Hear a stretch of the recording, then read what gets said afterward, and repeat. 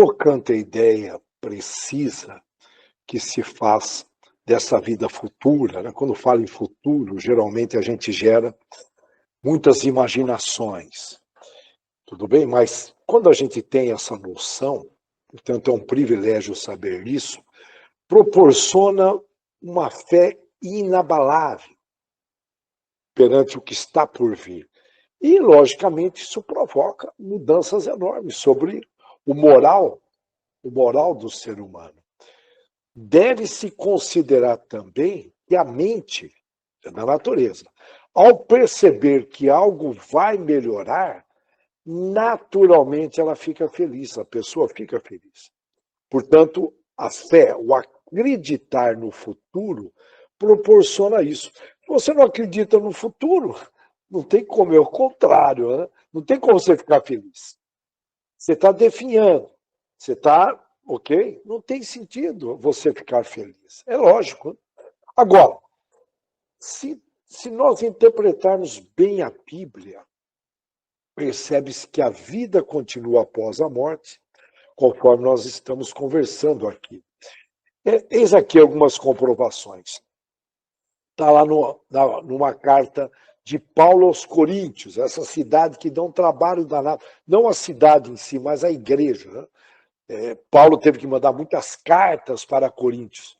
E está lá na primeira carta para Coríntios, cidade na Grécia, 15, 22. Olha só que interessante. Olha. Em resumo, esse versículo 15 até 22, vou resumir ele aqui para nós ganharmos tempo. Ele indica que todas as pessoas que viveram e viverão na terra ressuscitarão. É só você ler, você percebe. Só não percebe quem não quer. Tá? Vale aí, fica como tarefa, eu não vou ler em detalhes, senão a gente toma conta do tempo.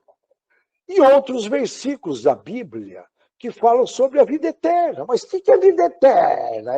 Se é vida eterna. Mas é vida? É vida. Está lá escrito, gente. É vida eterna.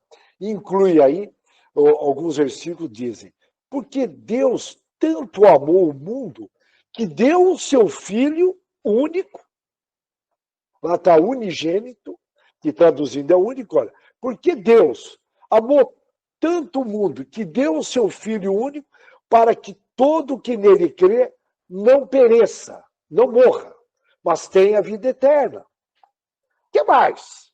Precisa pôr em neon na Avenida Paulista, na Faria Lima? Pô, tá claro, tá claro. Ou lá em Nova York, que está na moda, lá naquele painel. Pois é, tem mais, olha. Pois é, o salário do pecado é a morte. Está escrito lá. Mas o dom gratuito de Deus é a vida eterna em Cristo Jesus, nosso Senhor. Estou aqui reforçando alguns versículos.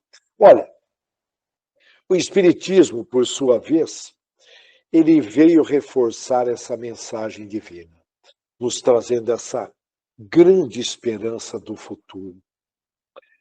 E a vida continua. A vida continua. Não só na teoria, quanto na prática, uma vez que, aí comprovando o Espiritismo, que nas reuniões, quem participa de esclarecimentos e de desobsessão, é muito comum nós conversarmos com espíritos que estão vivos no plano espiritual. Eles estão vivos. E alguns nem percebem que morreram. É muito interessante. Então, é uma comprovação maior do que esta? Para quem participa, não tem como, né? O médium recebe, e ali você tem aquelas conversas maravilhosas, a gente aprende muito, quem está atuando firmemente nessa área. E o espírita que estuda, sabe aquele que estuda? Estudar não é ler, viu? Estudar é pesquisar, é mergulhar, é desconfiar, é questionar. Nos princípios judaicos, eles combinam, ó, um tem que fazer o contraponto. Quando surgem grupos de discussões, falou, ó, um tem que fazer, eles escolhem quando não surge voluntário. Você vai fazer um contraponto, para ter um debate, para mergulhar. Isso é estudar, olha, pesquisar o que você acha disso. Portanto, o espírita que estuda e pratica sabe que as leis de Deus consideram, portanto, que a vida continua e que devem ser respeitadas com muita seriedade, muita disciplina, tudo bem? as leis de Deus. Uma vez que fora disso, nós não vamos ter um futuro com paz, mas a vida continua.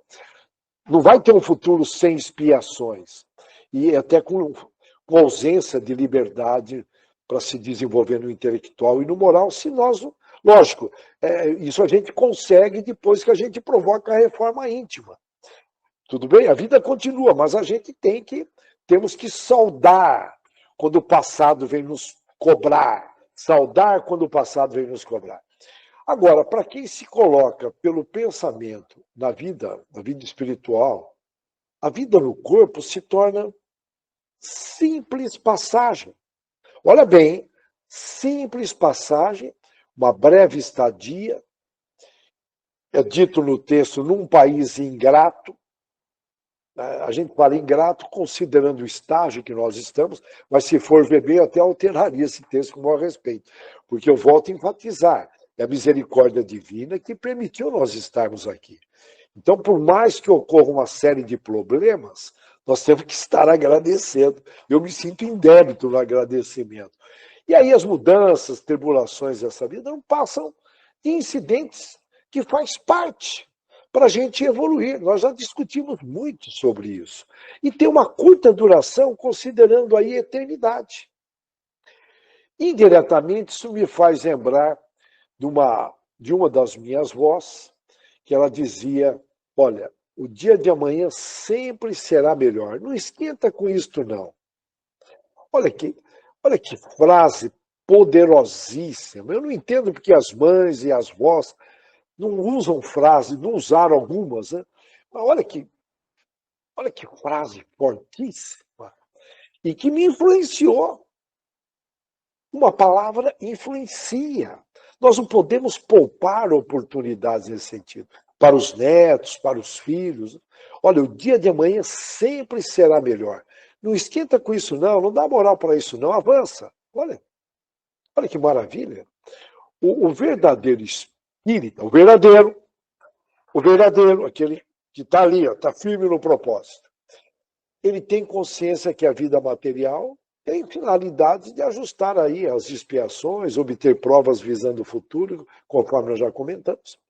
A não ser que você não tire o proveito esperado da vida, eu digo, no final do dia, como Santo Agostinho, nós já comentamos várias vezes, refletir, o que eu aprendi hoje? O que eu me curei? Ou percebi necessidade de cura? O que eu me libertei? Sabe essas prisões mentais?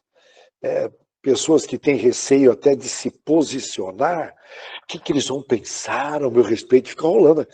E é engraçado que a gente se preocupa com o que os outros vão pensar, e muitas vezes não tem nada a ver com o que nós estamos pensando, é uma preocupação.